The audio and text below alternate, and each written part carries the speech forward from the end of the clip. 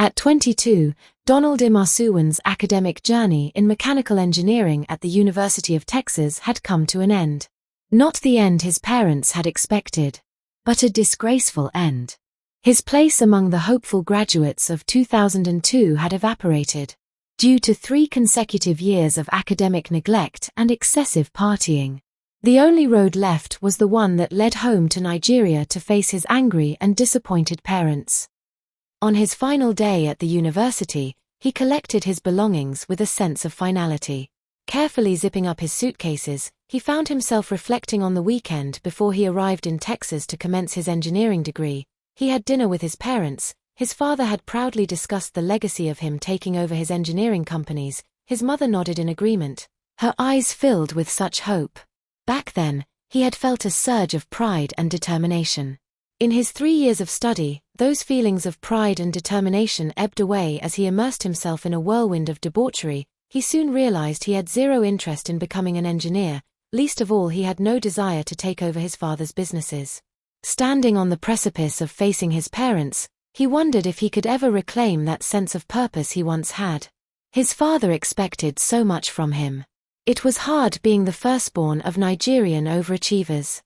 The Imasuen family resided in Ibota, a prestigious, high-end residential neighborhood on the outskirts of Benin City. Donald was the first of 3 children. Donald's parents, Chief Engineer Tony Imasuen and Dr. Priscilla Imasuen, were pillars of success in their realms. They embodied old and new money, and despite their deep pockets, they held firm ethics about education and hard work. Donald's failure was going to leave a bitter taste in their mouth. Back at Ibota, as soon as Donald walked through the expansive, imposing doors of his family home, the cool blast of air conditioning greeted him, starkly contrasting the warm, humid air outside. The scent of jollof rice, chicken, and fried plantain wafted through the air, a quintessential welcome that stirred a mix of comfort and unease in his stomach. He was back home under a cloud of failure. He handed his luggage to the housekeeper, Aduke. "Donald, you're welcome home," said Aduke, her voice warm, familiar and devoid of judgment. "Thank you, Aunt Aduke," he responded, his voice deflated and anxious. He was apprehensive about facing his parents. He had only spoken to his father once since he received that fateful letter, and it was not a pleasant conversation. He went through the grand hallway to his father's study upstairs. His footsteps echoed as he walked on the polished marble floors. With each step toward his father's study, Donald's heart pounded louder. The heavy oak door loomed before him, a familiar barrier to sanctuary and judgment. Taking a deep breath, Donald turned the doorknob and entered the study, closed the door behind him and faced the wrath of his father. Donald's remorse lasted precisely 1 week, and he was out again partying and clubbing with his friends, the ones who were not abroad vacationing. It was Friday again, and he was getting ready to hit Infinity nightclub. He dressed in a tight Versace t-shirt. As Donald admired his reflection, a fleeting shadow of doubt crossed his perfectly groomed features. The memory of his father's words briefly dimmed the night's excitement ahead. Shaking off the feeling, he focused on the immediate promise of enjoyment, convincing himself that tonight was not the night for remorse or reflection. Donald was a regular at the Infinity nightclub and always favored a spot near the bar. That night, as usual, he secured his favorite spot near the bar with his buddy Efe and a few other friends. They were laughing and talking loud enough to hear each other over the pulse of the vibrating speakers in the club. In the middle of a story, Donald's eyes began to wander as he spun his tale, and when he saw her, his eyes remained fixed. All his friends stopped listening and followed his eyes until they all found her too. She was a vision of absolute beauty. She was mesmerizing, her cocoa skin radiating a soft luminescence under the subdued lighting. She wore a dress that clung to her silhouette like a second shadow, while her braids framed her face, accentuating its shape. Donald was struck. It wasn't just her beauty or allure, it was the confidence that danced in her steps, a knowingness that she was the architect of her narrative. She had a vibe that was hard to ignore. As the evening progressed, Donald was drawn to her, curious about her story and the possibility of becoming a part of it. Who was she? What was her story? And most importantly, could he get her to notice him? Who is that babe? Donald leaned over to ask Effie. That's Ito-han. Her parents own the Adobe group of hotels. She is fresh from Unilag Law. No way. Is that Ito-han? The last time I saw her, she was in secondary school preparing for her GCSE exams. Oh my goodness, she is stunning. He couldn't look away.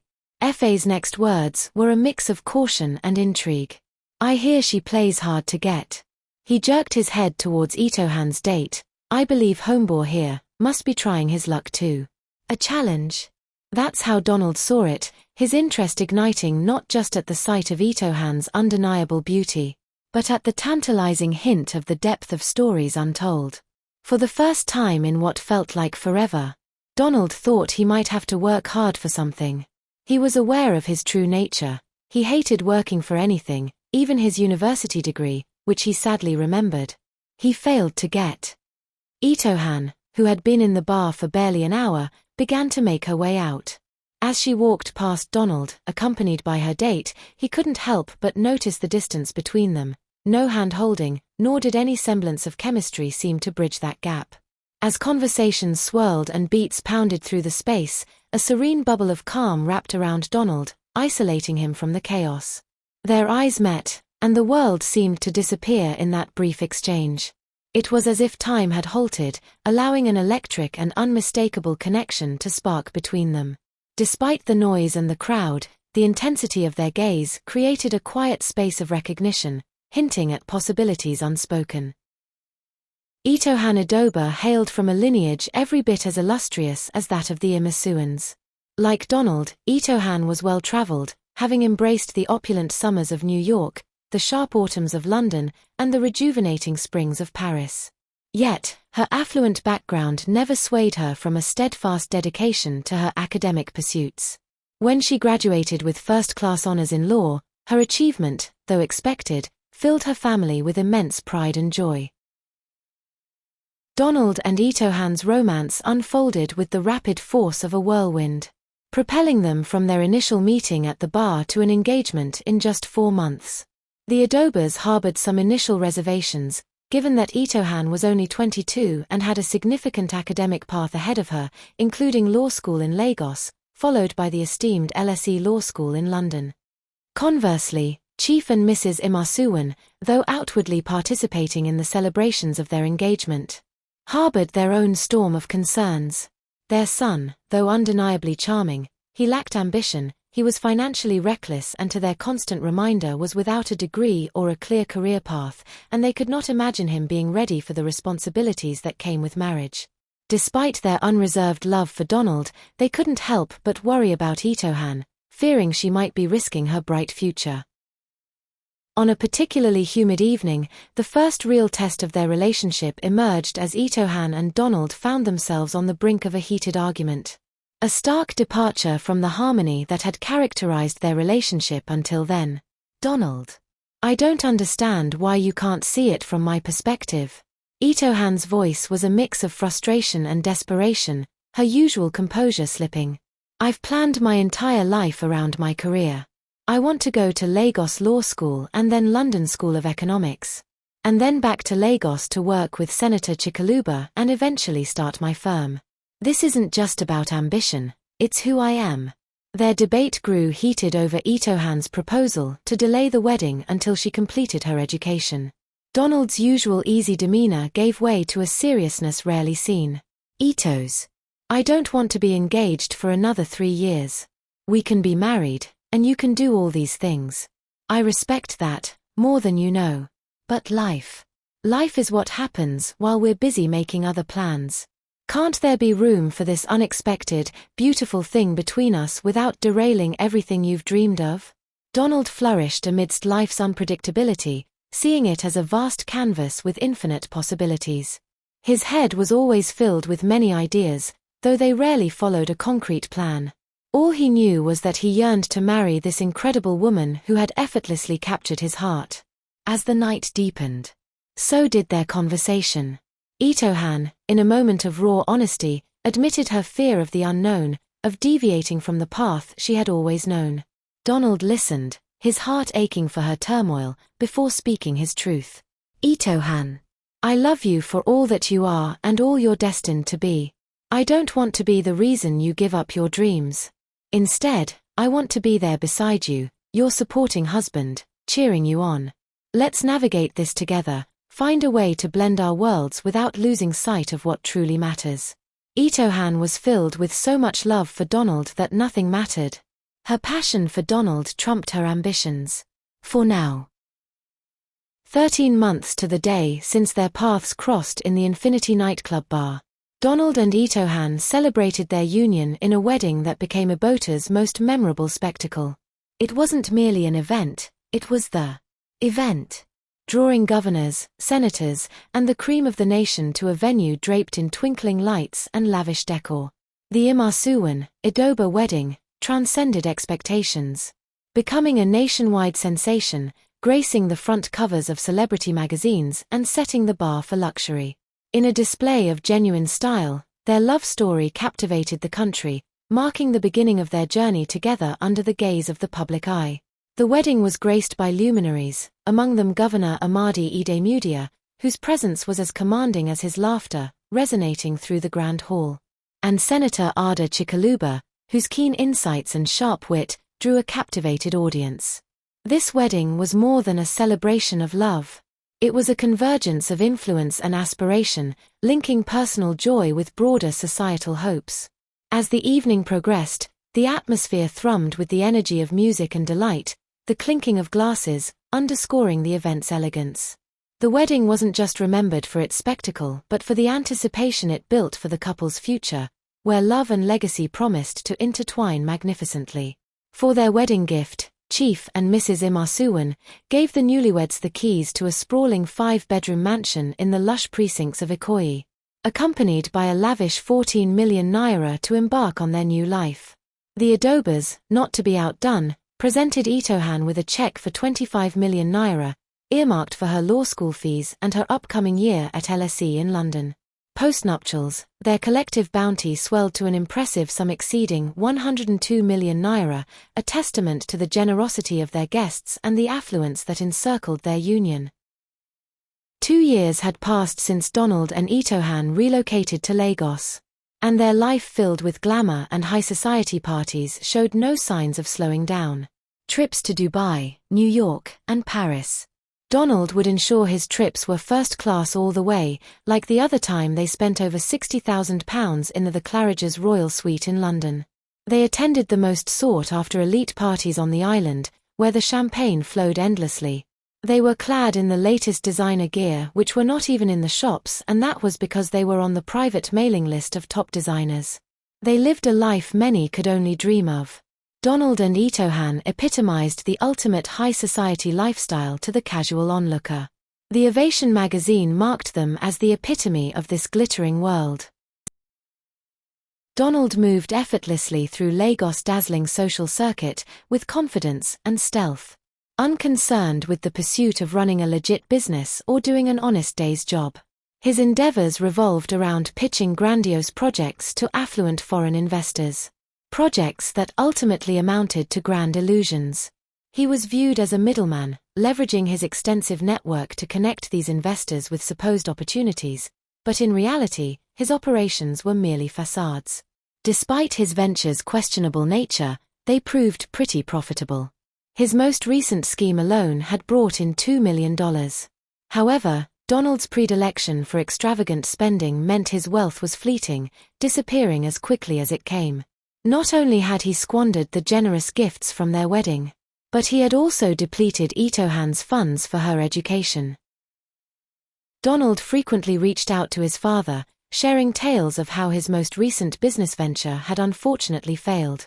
He would skillfully convince his father to lend him money, always with the promise of repayment following the success of his next investment. However, during this latest call, his father stood firm and refused. After the call with his father that evening, Donald vented to Itohan. "They have refused to give me a loan. Can you believe it? We need that money," he stated, his tone dismissive of the deeper issue. "Donald, do you even listen to yourself?" Itohan responded in disbelief. "Are we to live off your parents indefinitely? What's wrong with accepting help that's freely offered? Donald countered, his voice rising defensively. My parents don't mind supporting us. Support? Itohan responded in shock. Is that what you call all the loans you take from him? And what of our independence? What of my aspirations? She paused, ensuring her following words struck home. This isn't just about financial support. It's about us making our way. About me pursuing law school, a dream you seem content to overlook. That's not fair. I've never dismissed your ambitions, Donald replied, frustration evident in his voice. Haven't you? Itohan pressed her voice, a blend of disappointment and disbelief. Every time I bring up law school, you dismiss it or joke about me becoming a lawyer as if my dreams are nothing compared to your comfort. Donald.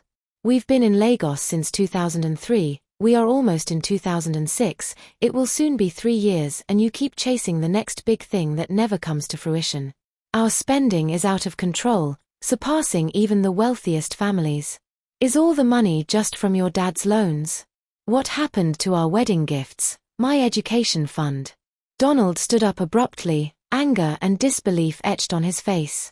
Where do you think the money comes from? I have never heard you complaining about our glamorous lifestyle or the lavish gifts I get you. Every time you see pictures of us in Ovation magazine or any of these celebrity magazines, you start talking about our next trip to London. His voice trembled, betraying a recognition of the moral ambiguity of his ventures. You and I know the answer to that question. Itohan's frustration boiled over. What you are saying is not fair. I have told you countless times that karma will catch up with you one day. We are both from very wealthy homes and yet look at us. Less than 1 million in the bank account. It's heartbreaking. To see you entice investors with nothing but fantasies. I can't bear to see the man I love exploit others. I could have finished law school by now, on my way to becoming a hotshot lawyer. Are you mad? Donald's tone grew steely. You never complained about my exploits when it paid for your luxuries, those trips to Dubai or your designer collections. Overwhelmed by frustration and a profound sense of betrayal, Itohan stood abruptly. Her anger quickly gave way to a disorienting wave of dizziness, draining her strength and causing her knees to buckle. Donald reacted swiftly. He was by her side in an instant. He caught her in his arms before she could hit the ground. As another wave of dizziness swept over her, her eyelids fluttered shut, her body went limp in his hold. The fierce anger and defiance that had consumed Donald moments before dissolved into sheer panic and deep concern. His voice, once sharp and frustrated, now trembled with fear. Itohan, can you hear me? He whispered, desperation seeping into his tone. The charged atmosphere of their recent argument seemed to thicken the air, now heavy with silence except for the sound of Donald's hurried, anxious breaths. Itohan, please, open your eyes. His voice breaking as he gently shook her, tears streaming down his face and clouding his vision. Donald's hands shook slightly. He did not know what to do. He could not tell if she was alive or dead. He was unsure how to check her pulse, despite having seen it done countless times in movies. Donald felt utterly hopeless as a suffocating sense of helplessness enveloped him, pressing down on his chest, making it hard to breathe. He couldn't bring himself to move. The thought of doing something wrong, of potentially causing her more harm, was a weight too heavy to bear. He suddenly wished he had never taken Itohan for granted. God, please help me. Please, help me. More tears ran down his cheeks. Leave your comments below and stay tuned for part 2. Please don't forget to subscribe and hit the notification button, ensuring you'll be the first to know when part 2 is released. Share with your friends and family if you have enjoyed this story.